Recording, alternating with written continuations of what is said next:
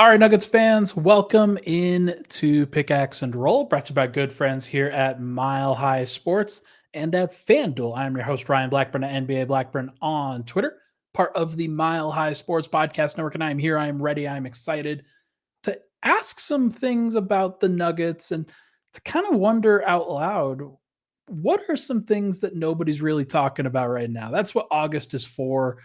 We are kind of in the dead period here for the offseason for the Denver Nuggets. And I wanted to address what I think are three things that nobody is really talking about right now.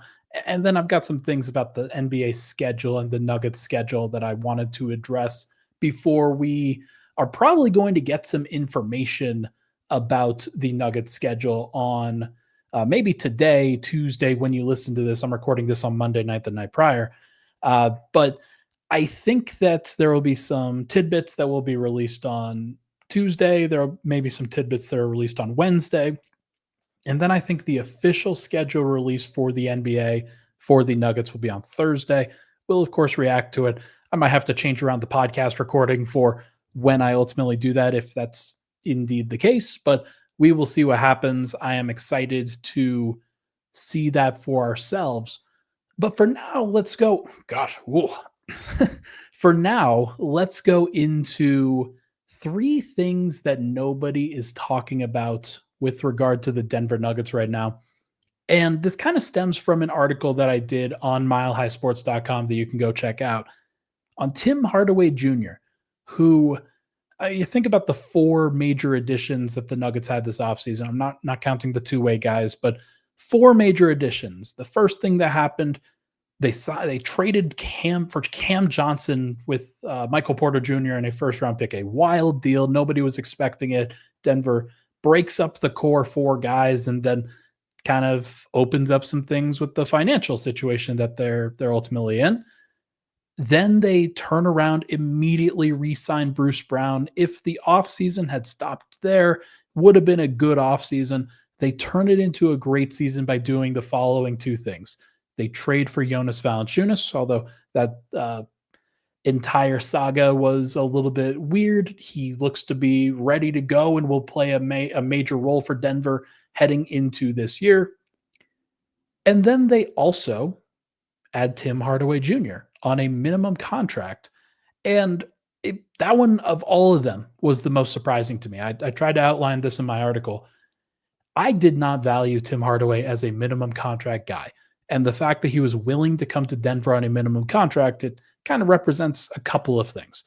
The first is that money in the NBA, especially in the second apron era, very difficult to come by, even for a player that last year played a starting role, was a starter in 77 out of the 77 games that he played for the Detroit Pistons. Didn't play a massive amount of minutes. Like I think it was about 28 per game. But still, he played more minutes last year than all but 67 players in the entire NBA. And here's a stat for you. Tim Hardaway Jr. this year will make less money than all but two of those guys. You're usually getting your LeBron Jameses and not even Kevin Durant because he's not going to play that much, but your stars, your high usage role players, your guys that you trust, your Michael Porter Juniors, even like your Christian Browns, and even Jamal Murray played just as much as that last year. But only two players that played at least 2,153 minutes will make, I think it's 2,153, will make less money than Tim Hardaway Jr. That to me is such a massive deal. It's such a massive value that Denver was able to get him for. And now I'm not saying that it's like should he be making 20 million? No.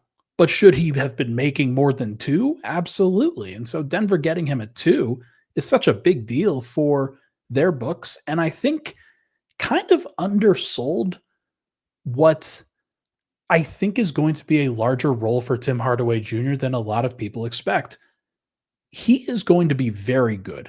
Going back and looking at some of the shot making that he put together over the course of the season with the Detroit Pistons was very interesting.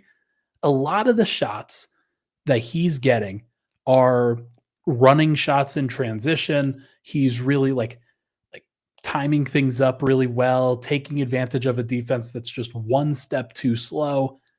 And then when Cade Cunningham was creating good offense, occasionally the defense would lose him and he would get a wide open shot. And usually he converted those at a very high rate. But what's great about Denver is that they have so many offensive threats, and their center is their point guard in a lot of cases. Now, Jamal Murray can pass. Cam Johnson, he's shown, can pass. Christian Brown can pass. Aaron Gordon can pass. Bruce Brown can pass. Denver's got a lot of guys that can pass. Jonas Valanciunas is going to be able to pass. I'm very interested to see whether Tim Hardaway is just going to get so much better shots in Denver that three-point percentage is going to creep up. He shot about 36.8%, I want to say, from three last year. But I did some number crunching. He had to take pretty tough shots when he was out there. And in lineups where he was playing next to Tobias Harris, Osar Thompson, and Jalen Duren, their primary starting trio in the front court, Tim Hardaway only shot 33% or somewhere close to it. You take away those guys and you put in guys that can space the floor a little bit better, smaller sample size, of course, but his three-point percentage goes up because the pressure that's applied to him specifically goes down. And to me, that is a big deal for shot quality, especially when you're going to be talking about playing next to a guy like Jokic. He can operate in DHO. He can operate on kickouts. He's a good relocation guy on the perimeter. He's very smart in terms of the kinds of threes that he generates. And then he can also go off the dribble every now and then, especially when the defense is in rotation. So I think he's going to be pretty good, or at least the theory of the practice is going to be pretty good. He's not a great defender, not going to sit here and say that he is, but I also think that might be a little bit overblown in a regular season context where, yeah, guys will go at him, but not any more than anybody else on Denver's roster. Like, is he a better defender than Jamal Murray? I don't know. I don't think the opposing team's going to really be like, yeah, you know who we need to hunt right now? Tim Hardaway Jr. Like, they might, but we'll see. We'll see what it actually looks like. But I think that he's going to play a major role, and I think it's going to be a larger role than a lot of people expect. So we'll see what happens with it, but make sure to go check out that Tim Hardaway Jr. article. I thought I put together some good stuff there. And now for the second thing that nobody's really talking about, I think that there is at least an outside chance that Denver has four different players that could be their sixth man next year. And a lot of people have penciled in Bruce Brown into that role, and I understand why. It's the role that he played when he was winning championships with the Nuggets, when he was such a massive force and a massive value add to Denver with his attitude, with his downhill ability, with his defensive presence, his aggressiveness, his positional versatility. Those things all mattered a lot. But now, 2 years later, I'm curious to see whether A, he can replicate it, and B, whether that's what the Nuggets need most this year. Think about the lineup that he was the sixth man for a lot of the time when he was with Denver. Jokic, Murray, Porter, Gordon, and then KCP was the fifth guy. Christian Brown, I would say, is a lot closer to who Bruce Brown is as a player than he is to KCP. And not having that outside shooting means that it's a little bit more pressure on Bruce Brown to make some of those shots, to space the floor, to be a sniper. And that's why I kind of think that there's an outside chance that Tim Hardaway Jr. is the sixth man. I don't know if that's what ultimately will happen, but we think back to what was so difficult for Denver last year from an offensive standpoint. Now, defensively, they need to be better. Bruce Brown will help them there. That is a factor that I think will not go understated, and it's one of the reasons why I still think he would be the sixth man. But one of the problems that Denver had last year when Russell Westbrook, Christian Brown, Aaron Gordon, Peyton Watson, those guys all shared the floor at the same time or in combinations, was when Jokic was trying to get the ball in the middle of the floor. Oftentimes, opposing teams just decided, we're going to ignore the outside guys. We're going to pressure the middle of the paint defensively. We are going to see if Denver can punish us from the outside.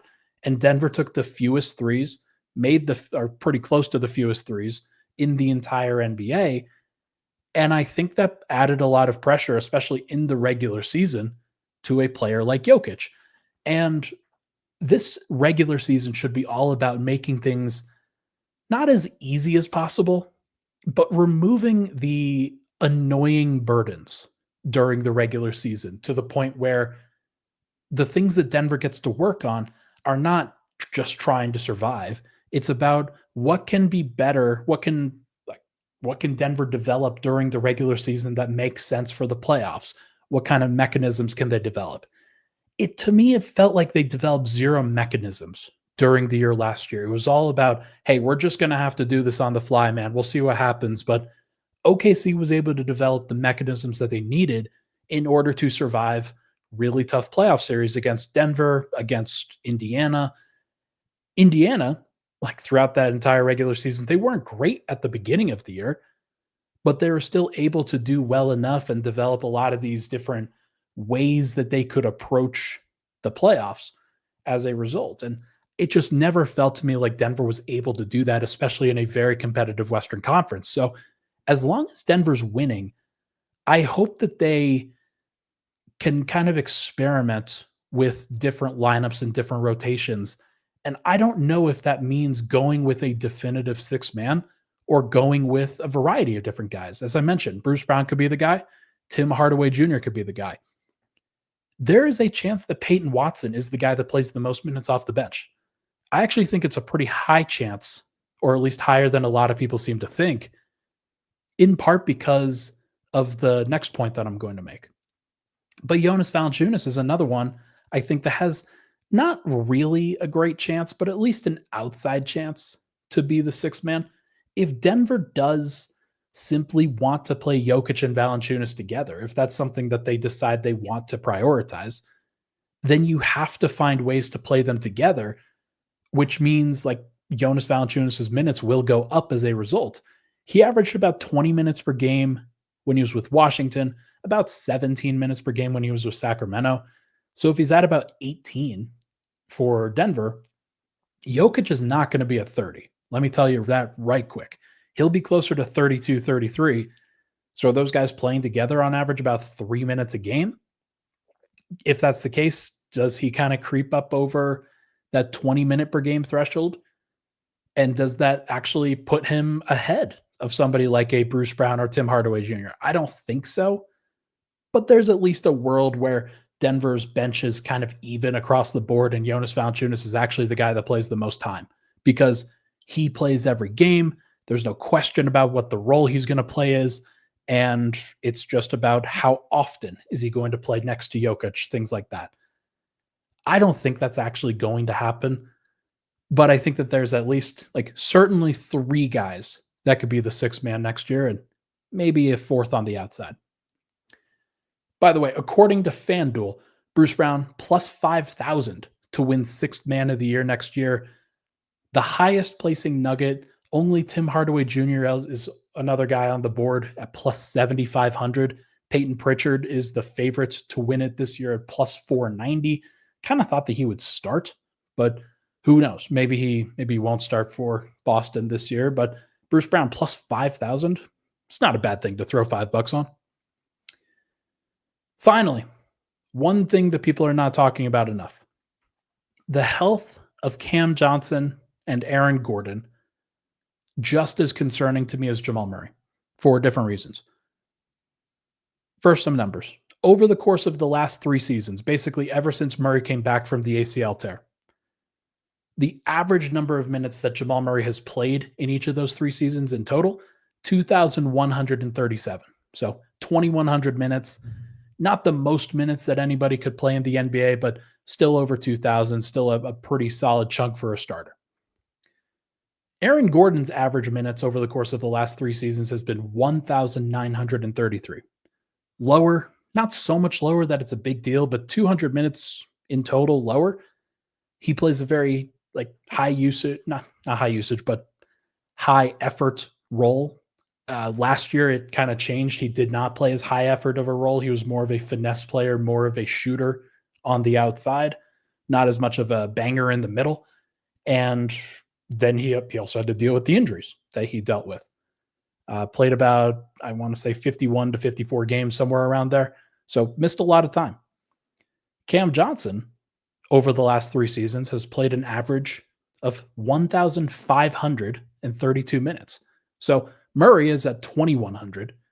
Gordon's at 1,900. Cam Johnson's at 1,500. And Cam Johnson, obviously, he had a pretty major issue in, I want to say 22, 23. He only played about 41 games that year. Since then, he's been closer to the 1,700, 1,800 range, but he's never actually crossed that threshold. Whereas that's like what Murray's averaging, and then Murray's averaging another 330 minutes. So again, one of the reasons why I keep trying to kind of deflect some of this blame off of Murray is that it's not actually born in reality. And a lot of the time, people are very concerned about health and conditioning, things like that. But he's out there, and he has been pretty good in much of that time. Maybe not all of that time, but much of that time. So for the forward depth, Cam Johnson, Aaron Gordon, those guys are going to start. There is a significant chance that one or two of those guys miss time, and it might be at the same time. Forward depth might be more of a concern that I recently thought. Peyton Watson is certainly going to play. He's ready for that role. I think he's going to play a pretty significant amount of time, both at the 3 and the 4. People keep telling me that he's not a 4, but he's going to play it. Like it's something that's going to happen. Deron Holmes will probably play some power forward. Zeke Nnaji will probably play some power forward. Maybe Jokic and Valanciunas are playing together, and that takes away some of the power forward minute burden. But there's at least a world where Aaron Gordon misses time. You're probably sliding in Peyton Watson. Maybe you move Cam Johnson to the power forward in that situation and you play a 3-guard lineup. Christian Brown moves to the 3. He can do that.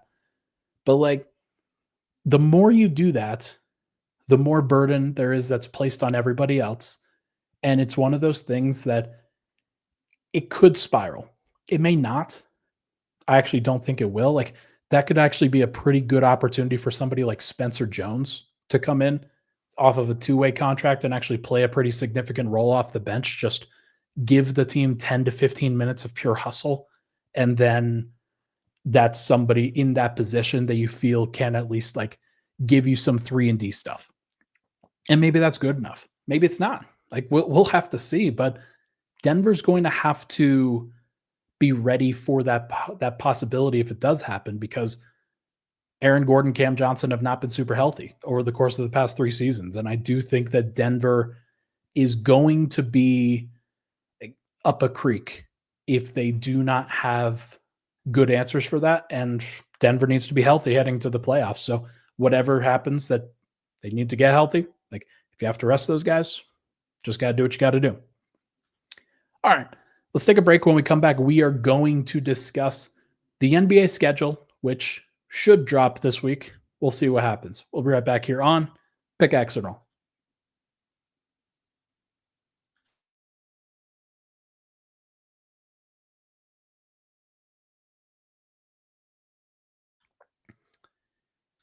All right, back at it, Pickaxe and Roll. Thank you so much for tuning into the show. Hit the like button, hit the subscribe button. Would really, really appreciate it, folks. Trying to push on the YouTube side of things, and up over 13,000 subscribers on MHS. It's been awesome to see. We crossed 10,000 a little bit ago, but want to see if we can get to 15,000 there. That'd be super cool. Obviously, a lot of you guys coming here for the NBA, the Nuggets coverage, and obviously very much thankful for, on a day like today, August 12th, when you're hopefully watching this, really nice to be able to know that there are people that care about this stuff in August. That's, I think, a testament to what we have built over the course of the last few years. Okay. The Nuggets schedule, as I mentioned prior to the break, it's about to drop. The only game that is on the schedule, by the way, is the Christmas game that did drop at the end of last week. It was before I could talk, or it was after I could talk about it on any of the MHS stuff. The Nuggets are going to face the Minnesota Timberwolves at home. They are going to play them on Christmas. According to FanDuel, they are already minus 4.5 favorites against Minnesota in that home Christmas game. So you can get it on the action if you want to. Minus 4.5 is a pretty standard number. Basically, FanDuel's pricing in that Denver's about 2 points better on a neutral court, and then they get a 2.5 home court. That's 2.5 plus 4 point or plus 2 is 4.5. So it's kind of how they get to that number. So schedule's going to come out, and the rest of the schedule will drop in very short order. And there is some sentiment that yes, it's 82 games. It's actually going to be 80 because they'll release 80 of the games, and then 2 of them will be made up after the NBA Cup is basically done with their group stage, and everybody figures out, okay, who's going to play who during this upcoming stretch. But order of the schedule density, those kinds of things do matter to me, and they should matter to Nuggets fans as you're trying to, like, you want to have the perfect season. You want to have the right outcome for your team that ends in a championship. It's never going to be perfect, but here are some things that I think you should be looking for what would be a perfect season. You want to see Nikola Jokic and company win a championship. Here's what you should be looking for. The first thing, you're going to want to circle all of the games between Jokic and the big stars on national TV, especially. Now, because the Comcast situation has been taken care of, Altitude's provided a whole bunch of different resources. If you're a mainstream fan, or if you're a hardcore fan, excuse me, then you've already had that taken care of. So you don't necessarily need to search and like circle the top tier games, the national TV games for when they come out now. But it's always interesting to see what the league prioritizes. And this year, I made this mistake last week. No TNT anymore, as should be mentioned. The places where games will be shown are Altitude, ESPN, NBC, and NBA TV will also be one. But also Prime. Prime will have some form of schedule drop that they will also be doing. And it'll be interesting to see like what they value, which platform is going to get which game. I'm curious to see what the viewership is going to be like for NBC again, what the viewership is going to be like for Prime. All of them should like be pretty accessible to most fans at this point. But I do think that like I'll be looking forward to seeing what kinds of games and where some of those games are being aired, like especially against the big stars. Like, are the Nuggets and Lakers going to be a game that NBC fights for? Are they going to be a game that ESPN fights for? Nuggets versus Thunder, or is Prime going to really want to see that showcase game? So it'll be interesting to see which platform Denver shows up on the most, and then what those broadcasts ultimately look like going forward. We're very familiar with the ESPN broadcast, but NBC, Prime, those are going to be new.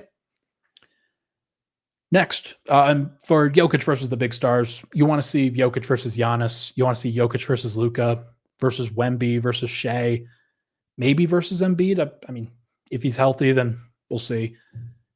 Jokic versus Ant is already being showcased. Like, that's something that the league already knows about. But you want to see Jokic versus all those guys. And if you're an NBA fan, you want to see Jokic. You want to see how your team stacks up against the best in the world. So that is a burden and a privilege that Nuggets fans, I'm sure, are privy to. Number 2, you want to see if the Nuggets can limit the number of back-to-backs that they have in this upcoming season. Last year, I think the number was 16 that they had. A high number of back-to-backs relatively around the NBA. Sometimes, like, I think it ranged from about 12 to 16. There were some teams that had 12. There were some teams that had 16. There were some teams that had 13, 14, or 15. Denver had a fair amount of back-to-backs, and they ultimately had them at some odd times.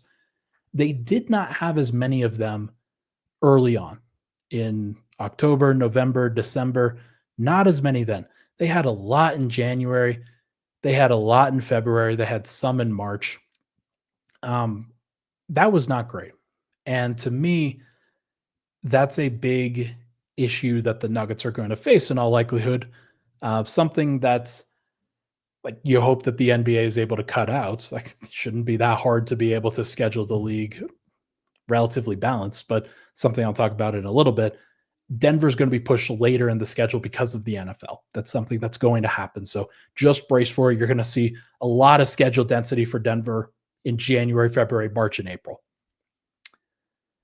Number 3, you're going to want to limit the amount of flights that the Nuggets are taking. And the way that you can do that is have more homestands. You can have more 2-game series, things like that. I wanted to go back and look at this because I said this anecdotally on Locked On to Matt Moore when we talked about it last night. It felt like there was a stretch during the season last year where Denver was basically flying and taking a flight before every game. And the more you cover the league, the more you understand that that is the most difficult aspect. It's the travel in between games. It's not having to go, it's not the actual flight itself. It's the transition from, hey, you're going from your car to the team bus, or you're going from your car to the airplane. You're going from the airplane to a bus that is late. You're going to a hotel. You're being diverted. There's a whole bunch of delays. There's snow. There's just a lot. From game 11 to game 30 of the season last year, the Nuggets took a flight basically every game. I'm not kidding when I say that. There was one time where they were in Memphis for a 2-game stretch. But from game 11 to game 29, they basically took a flight before every game. And that is very difficult for a team. And if you're wondering how Denver did during that stretch, they were 9-8, 9-9, somewhere around there, maybe 10-9. So it wasn't a great stretch, despite the fact that it was a pretty easy relative to the rest of their schedule, strength of schedule stretch. They should have been better. And they didn't play that many back-to-backs during that time. So it should have been easier, but because they were on flights that entire time, they weren't able to take advantage of it. It wasn't the only reason, but it was one of the reasons. And so I think that you can solve this if you're the NBA. You can't do it for everybody, but if you're Denver, you have to find some more opportunities for homestands, especially early on in the season. It cannot just be all road games.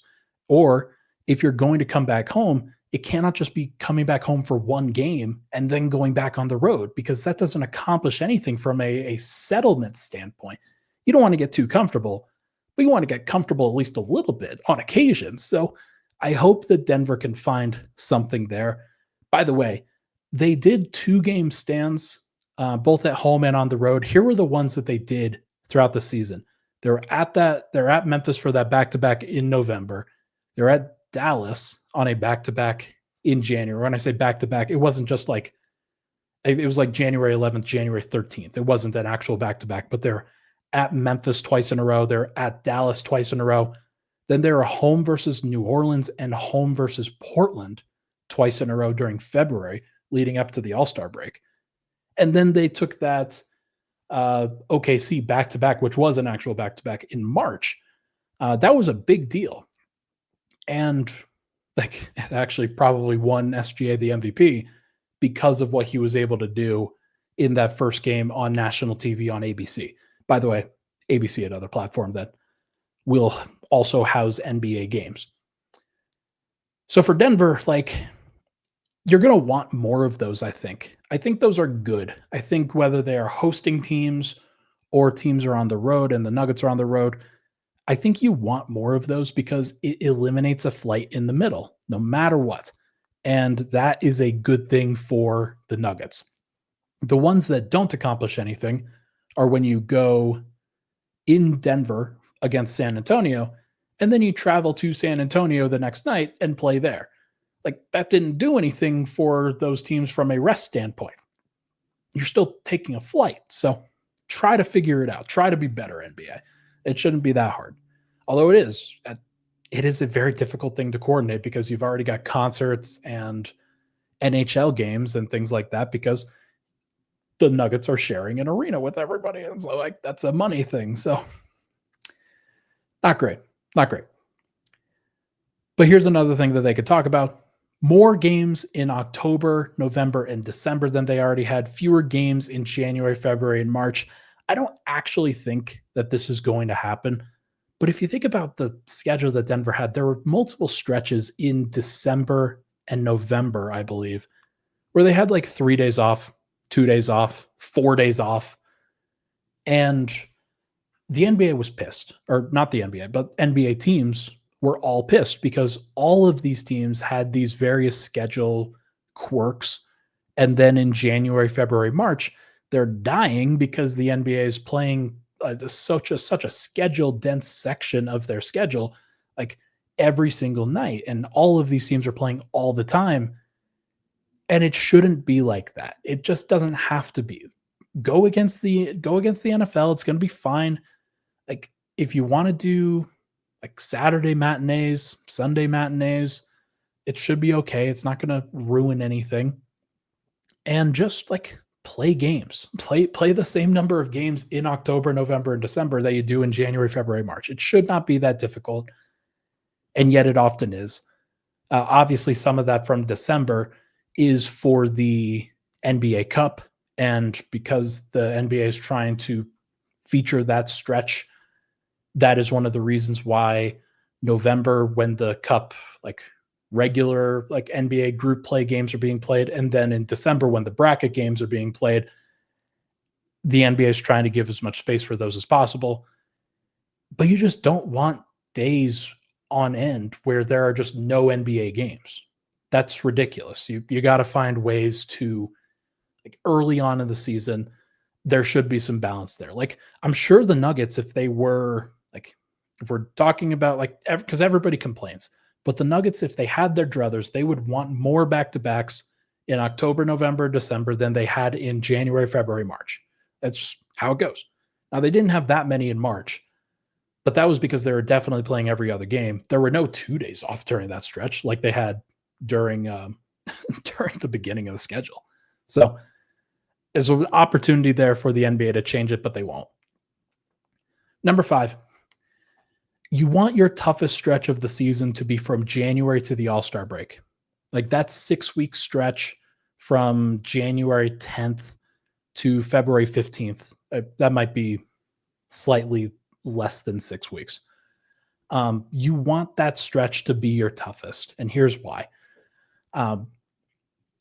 Denver and a lot of teams are like, some teams will be great. They'll be amazing out of the gates. But in order to keep up a high level of play early on in the season, whether you're going 20-4, 21-6, 22-7, somewhere in that general stretch for the first 25 to 30 games, it takes a lot out of you. And so teams will eventually need to get their second win. Some of them do it pretty well. Some of them gas out and don't necessarily, like they get hurt because they're trying to maintain really good play. Now, there is something to be said for starting the season as well as you can and then resting. You've earned it. You've earned the right. It's okay if you lose a couple games in November or in January if you have started the season 21-4. So if that's a problem that the Nuggets have, oh no. But I do think that you want your tough stretch of the season to be from January to the All-Star break, and then you want it easier after the All-Star break into March, into April. A couple of years ago, Denver had a really, really tough March and April. It was a gauntlet. They absolutely had to get it if they wanted to stay on track with the Minnesota Timberwolves and OKC Thunder to try to get the 1 seed. They failed. They worked so hard during that stretch and failed. You do not want to have to work that hard for those games. Denver did because they were facing some really tough opponents, and it cost them in the playoffs. You have to find ways to ease up in March and April, whether that is against the strength of schedule, whether that's against with the number of games you're playing, whether that's because you've already done so well that you can just rest. Who cares? Denver needs to be prepared. March 15th hits, they need to be done. They need to not have to worry about much of anything beyond that. At that point, it's just window dressing. You know you're going to get wins. That's not the question. The question is how you get wins at that point. And that's how you have a great season. It's not about the number of wins that you get. It's about setting yourself up to the point where you feel comfortable with wherever you finish. And then you take the last 2 to 4 weeks off. You just relax. You do everything you can. Yes, your guys can play. You don't necessarily have to do anything crazy, but it doesn't have to feel like there's pressure behind those games. That's what 2023 was like for Denver, and that's how they won the title. So that would be my stuff. That would be my picks for what Denver should really be prioritizing. And I think that they'll get some of it. They'll probably not get all of it. But if you're Denver, prioritize doing well at the beginning and then the middle of the schedule. You don't necessarily have to do too crazy at the end. You don't want to have to be playing catch up. That's the worst thing in the NBA because you're already behind the 8 ball, and then you're putting more pressure on yourself than there should be. So we'll see if they can do it. But for now, that is going to do it for this episode of Pickaxe and Roll, brought to you by our good friends here at Mile High Sports. Thank you so much for tuning into the show. Hit that like button, hit that subscribe button on the way out. I will talk to you guys very soon.